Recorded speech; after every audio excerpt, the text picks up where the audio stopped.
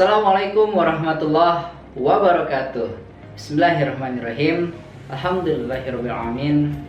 The first, let's thank to Allah Almighty, the Lord of the world, the creator of everything. May Allah always bless us until hereafter. And the secondly, salawat and salam be upon to our Prophet Muhammad sallallahu alaihi wasallam, who has guided us from the darkness to the brightness, so we can get truth by mean Islam as our religion. And the third, I don't forget to say thank you very much for Mr. Ricky, who has become our best lecturer.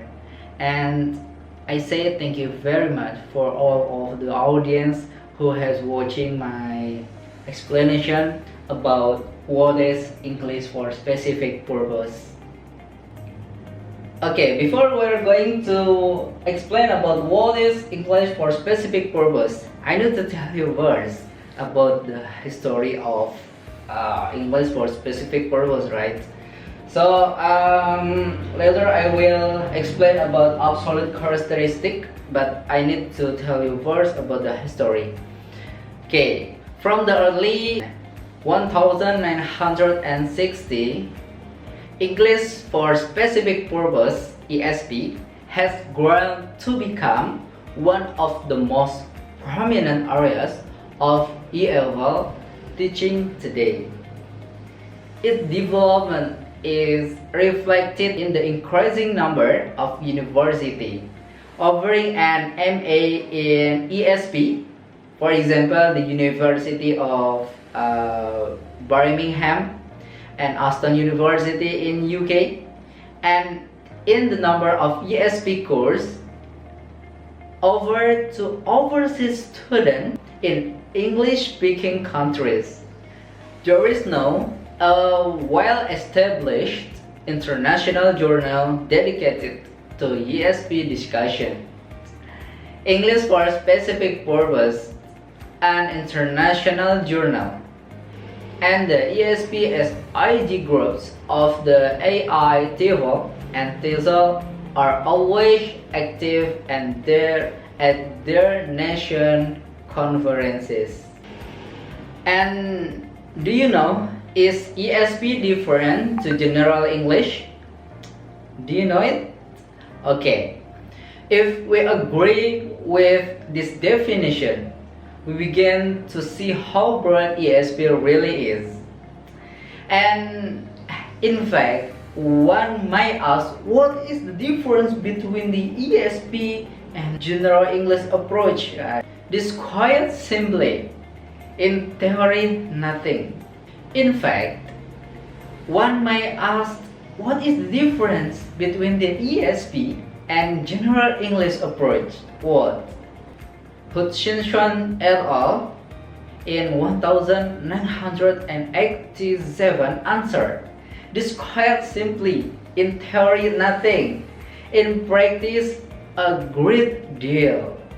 When their books was written, of course, the last statement was quite true. At the time, teachers of English, general English course were acknowledging that students had a specific purpose for studying English, would rarely conduct a needs analysis to find out what was necessary to actually achieve it. Now I need to tell about absolute characteristic in ESP. Okay, let's explain it. Absolute characteristics. First, ESP is defined to meet specific need to the learners.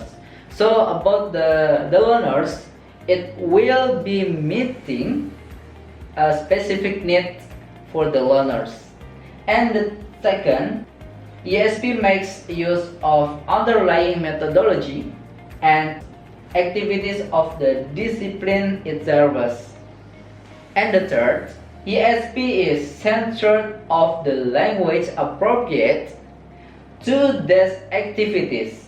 So in the first already we explain about the activities, specific needs, and these activities in terms of grammar.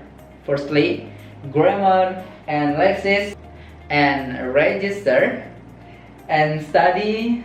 This is about skill, study skill, and discourse and genre. Okay, the next is a variable characteristic of English for specific purpose. Firstly, ESP may be related to or for specific disciplines or for specific disciplines.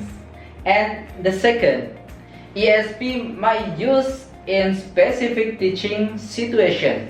So is special in special activity in special needs.